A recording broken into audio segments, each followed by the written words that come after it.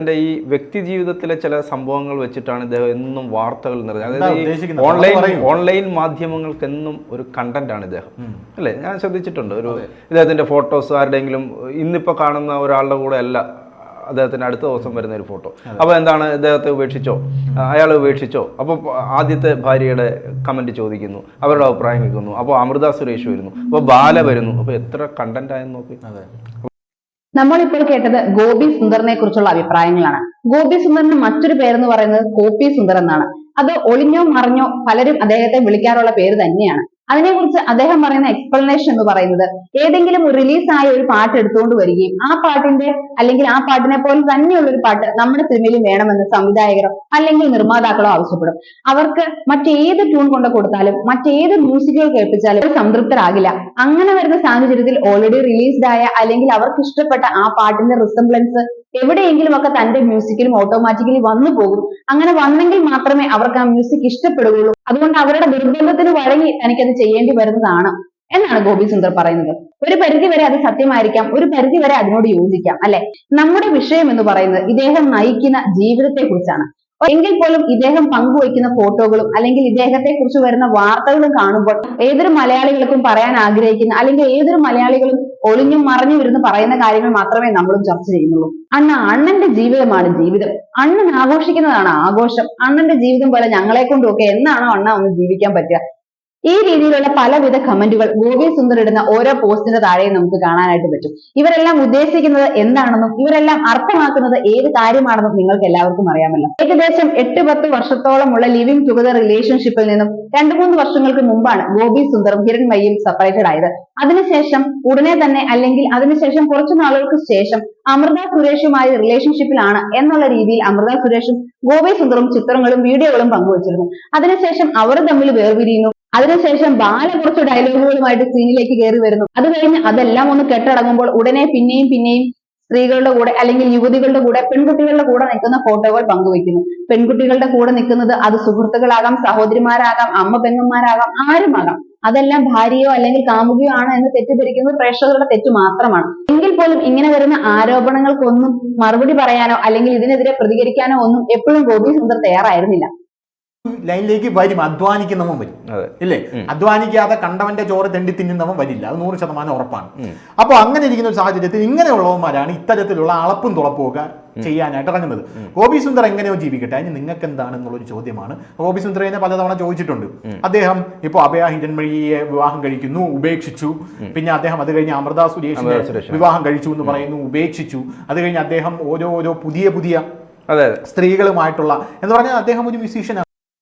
ആരെ അപകസിച്ച് അല്ലെങ്കിൽ ആരുടെയും വ്യക്തി ജീവിതത്തിലേക്ക് കടന്നു കയറിയിട്ടല്ലല്ലോ നമ്മൾ വാർത്തകൾ ആണ് നമ്മൾ സംസാരിക്കുന്നത്. ആ വാർത്തകൾ അധിഷ്ഠിതമായിട്ടല്ലേ നമ്മൾ സംസാരിക്കുന്നത്.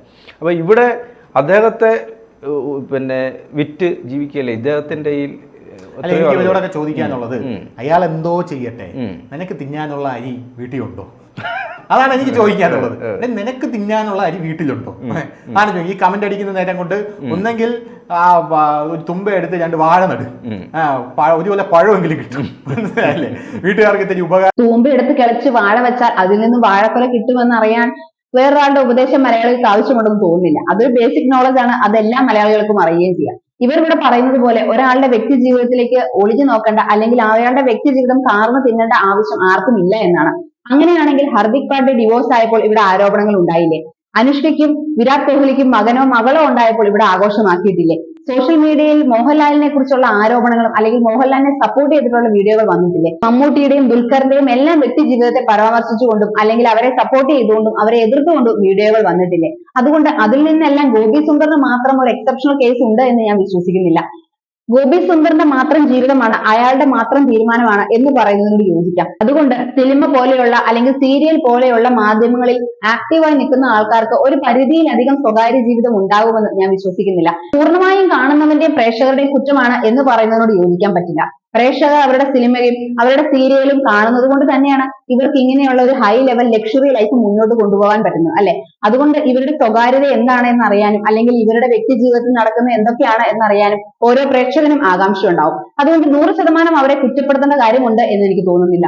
ഇനി ഗോപി സുന്ദറിന് അവരുടെ ജീവിതം അത്രയധികം പ്രൈവറ്റ് ആക്കി വെക്കണം എന്നുണ്ടെങ്കിൽ അവരുടെ സോഷ്യൽ മീഡിയ അക്കൗണ്ടുകളെല്ലാം പ്രൈവറ്റ് ആയിട്ട് സെറ്റ് ചെയ്യുക. അങ്ങനെ ചെയ്യുമ്പോൾ ഗോപി സുന്ദർ ആഗ്രഹിക്കുന്ന അല്ലെങ്കിൽ ഗോപി സുന്ദർ അനുവദിക്കുന്ന ആൾക്കാർക്ക് മാത്രമേ അവരുടെ പിക്ചേഴ്സും അവരുടെ വീഡിയോസും എല്ലാം കാണാൻ സാധിക്കുകയുള്ളൂ. അതുകൊണ്ട് ഒരു പരിധി വരെ പ്രേക്ഷകർ അതിനെക്കുറിച്ച് കമന്റ് അടിക്കുന്നത് കുറയുമെന്നാണ് വിശ്വാസം. പക്ഷെ പബ്ലിക്കായി ഒരു അക്കൗണ്ട് തുറന്നു വെച്ചിട്ട് അതിൽ വരുന്ന അല്ലെങ്കിൽ അതിൽ ഇങ്ങനെയുള്ള പോസ്റ്റുകളെല്ലാം പങ്കുവെക്കുമ്പോൾ ഒരു അക്ഷരം മിണ്ടരുത്, പ്രേക്ഷകർ അതിനെക്കുറിച്ച് വിമർശിക്കരുത്, വ്യക്തി ജീവിതത്തിലേക്ക് കയറി നോക്കരുത് എന്നൊക്കെ പറയുന്നതിൽ ഒരു പരിധി വരെ ഒരു വിരോധാഭാസം ഇല്ലേ എന്നാണ് ഞാൻ ചോദിക്കുന്നത്. കേരളത്തിന്റെ കാസനോവ എന്നാണ് ഗോപി സുന്ദറിനെ പല പ്രേക്ഷകരും വിശേഷിപ്പിക്കുന്നത്. അങ്ങനെ ഒരു പേര് വെച്ച് അദ്ദേഹത്തെ വിശേഷിപ്പിക്കുന്നതിനോട് വ്യക്തിപരമായി എനിക്കും അഭിപ്രായമില്ല. പക്ഷെ എങ്കിൽ പോലും അദ്ദേഹത്തിന്റെ വീഡിയോകളുടെയോ അല്ലെങ്കിൽ പോസ്റ്റുകളുടെയോ താഴെ പോയി തന്റെ അഭിപ്രായം രേഖപ്പെടുത്താനുള്ള ഒരു അവകാശം എല്ലാ പ്രേക്ഷകനും ഉണ്ട് എന്നാണ് ഞാൻ വിശ്വസിക്കുന്നത്. അത് സൈബർ ബുള്ളിങ്ങിന്റെ അതിരുകൾ അല്ലെങ്കിൽ അത് സൈബർ അറ്റാക്കിലേക്കോ സൈബർ ബുള്ളിങ്ങിന്റെ അതിരുകൾ ഭേദിച്ചുകൊണ്ട് മുമ്പോട്ട് പോകരുത് എന്ന് മാത്രം. കാസനോവ എന്ന് ഗോപി സുന്ദറിനെ പ്രേക്ഷകർ വിശേഷിപ്പിക്കാനുള്ള കാരണം ഒരുപക്ഷെ ഹിരൺമയി ആയിട്ടുള്ള ഒരു വേർപിരിയലാകാം, പിന്നീട് അമൃത സുരേഷുമായിട്ടുള്ള ബന്ധം വെളിപ്പെടുത്തിയതാകാം. വളരെ പെട്ടെന്ന് തന്നെ അതും ബ്രേക്കപ്പ് ആകുന്നു. എന്ത് തന്നെയായാലും സൈബർ അറ്റാക്കും സൈബർ ബുള്ളിയും ആകാത്ത പക്ഷം തന്റെ അഭിപ്രായങ്ങൾ തുറന്നു പറയാനുള്ള ഒരു പ്രേക്ഷകന് അവകാശമുണ്ട്. അതുകൊണ്ട് ഗോപി സുന്ദറിന്റെ വ്യക്തി ജീവിതം മാത്രം എപ്പോഴും പ്രൈവറ്റ് ആയി നിൽക്കണം, മറ്റുള്ളവർക്ക് ഒന്നും കിട്ടാത്ത ആനുകൂല്യം ഗോപി സുന്ദറിന് മാത്രം കിട്ടണം എന്ന് അവകാശപ്പെടുന്നതിനോടോ അല്ലെങ്കിൽ എന്ന് പറയുന്നതിനോടോ നമുക്ക് യോജിക്കാൻ പറ്റില്ല. സൈബർ അറ്റാക്കിലേക്കോ സൈബർ ബുള്ളിങ്ങിലേക്കോ പോകാതെ ഒരാൾ ചെയ്യുന്ന പ്രവൃത്തിയെ കുറിച്ച് വിമർശിക്കാനും ക്രിട്ടിസൈസ് ചെയ്യാനും അല്ലെങ്കിൽ അഭിപ്രായം തുറന്നു പറയാനും ഉള്ള ഒരു അവകാശം ഏതൊരു പ്രേക്ഷകനും ഉണ്ട്. അതിനു വേണ്ടിയിട്ടാണ് കമന്റ് സെക്ഷൻ ഓപ്പൺ ആക്കി വെച്ചിരിക്കുന്നതും അല്ലെങ്കിൽ സോഷ്യൽ മീഡിയ പ്രൈവറ്റ് എന്ന സ്ഥാനത്ത് പബ്ലിക് ആക്കി വെച്ചിരിക്കുന്നതും. ഞാൻ സംസാരിച്ചത് എന്റെ മാത്രം അഭിപ്രായങ്ങളാണ്, ഞാൻ പങ്കുവച്ചത് എന്റെ മാത്രം കാഴ്ചപ്പാടുകളാണ്. ഇതിനെക്കുറിച്ചുള്ള നിങ്ങളുടെ അഭിപ്രായങ്ങളും നിങ്ങളുടെ കാഴ്ചപ്പാടുകളും പങ്കുവയ്ക്കാം നമ്മുടെ കമന്റ് സെക്ഷനിൽ. Thank you.